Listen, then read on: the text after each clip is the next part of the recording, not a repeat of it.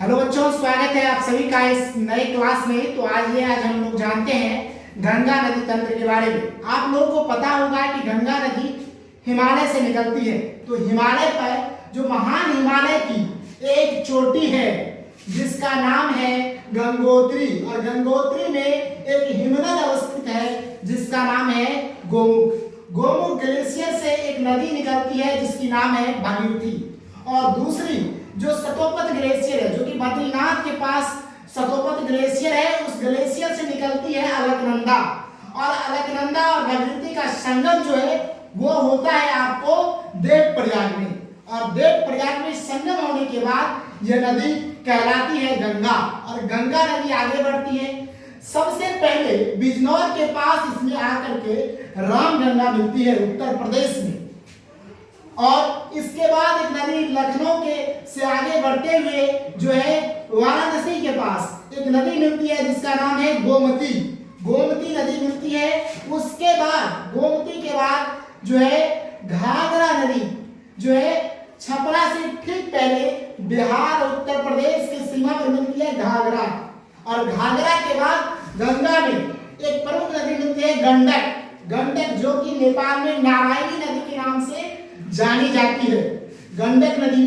और गंडक नदी जो है वो तिब्बत के आसपास से यानी नेपाल और तिब्बत की सीमा पर माउंट एवरेस्ट और धौलागिरी के आसपास से निकलती है। इसके बाद एक सबसे प्रमुख नदी और बिहार का शोक कहे जाने वाली नदी कोसी नदी आके मिलती है गंगा में। कहाँ पे? पूर्णिया में कुर्सेला के पास में। और कुर्सेला के पास में मिलती है कोसी। और सबसे अंतिम नदी जो पूर्वी भाग में आके मिलती है उसका नाम है महानंदा। महानंदा ये निकलती है दार्जिलिंग के पहाड़ी के पास से और आकर के पश्चिम बंगाल में यानी कि लगभग बिहार और पश्चिम बंगाल के सीमा के पास में नदी मिलती है गंगा में महानंदा। अब देखते हैं इसी ये जो गोमुख ग्लेशियर है, इस ग्लेशियर से जो पश्चिम जाएंगे तो एक ग्लेशियर है हिमालय पर जिसका नाम है बंदरपूछ। और बंदरपूछ ग्लेशियर से एक नदी निकलती है यमुना। और ये नदी आके मिलती है आपको प्रयागराज में। प्रयागराज में यह नदी मिलती है।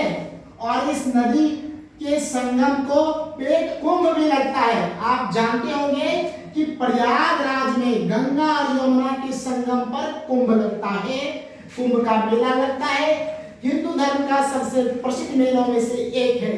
अब जानते हैं कि गंगा नदी की कुल लंबाई कितनी है बच्चों। तो गंगा नदी की कुल लंबाई जो है वो लंबाई है 2525 किलोमीटर।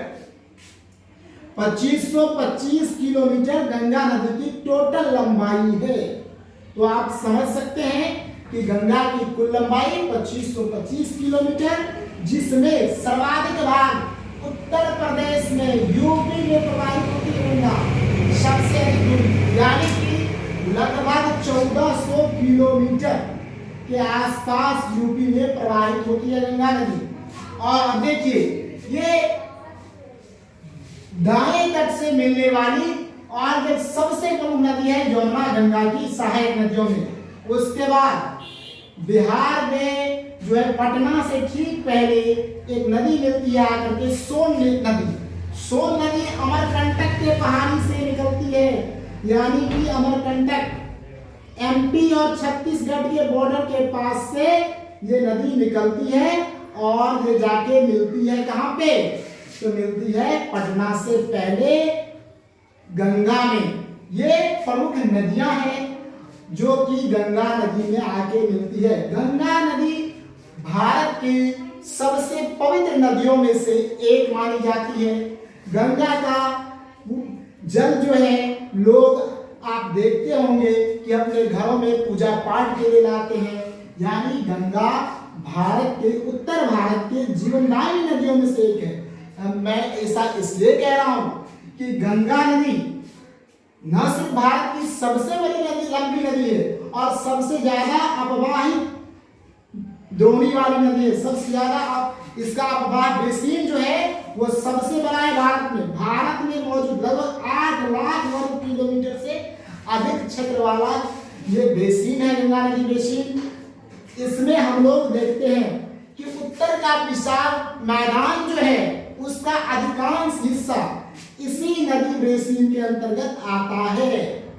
उत्तर का विशाल मैदान का अधिकांश हिस्सा जो कि खास करके ये दिल्ली कटक से लेकर के और डेल्टा यानी कि पश्चिम बंगाल के मैदान तक ये विस्तृत है। गंगा नदी में कई प्रमुख सहायक नदियों के मिलने से इस क्षेत्र में उपजाऊ मिट्टी का निर्माण होता है गंगा नदियों की सहायक नदियों के द्वारा।